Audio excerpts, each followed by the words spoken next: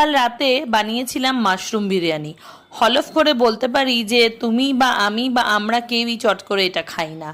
কড়াইতে প্রথমে সাদা তেল গরম করে নিয়ে একটুখানি বাটার মিশিয়ে বিরিয়ানির যে গোটা গরম মশলা পাওয়া যায় সেটা ফোড়ন দিয়ে দিয়েছিলাম। তারপর পেঁয়াজ, আদা রসুনের পেস্ট আর টমেটো, লঙ্কা গুঁড়ো, হলুদ গুঁড়ো দিয়ে ভালো করে কষিয়ে নিয়েছি। তারপর আগে থেকে ধুয়ে পরিষ্কার করে রাখা মাশরুমগুলো দিয়ে ভালো করে নেড়েচেড়ে নিয়েছি। তারপর অ্যাড করেছিলাম নুন অ্যাড করার 2-3 মিনিটের মধ্যেই মাশরুম থেকে জল ছেড়ে দিয়েছিল। আর একটুখানি কষিয়ে নেওয়ার পর আগে থেকে সেদ্ধ করে ভেজে রাখা আলু অ্যাড করে দিয়েছিলাম, কারণ বাঙালির তো বিরিয়ানিতে আলু লাগবেই।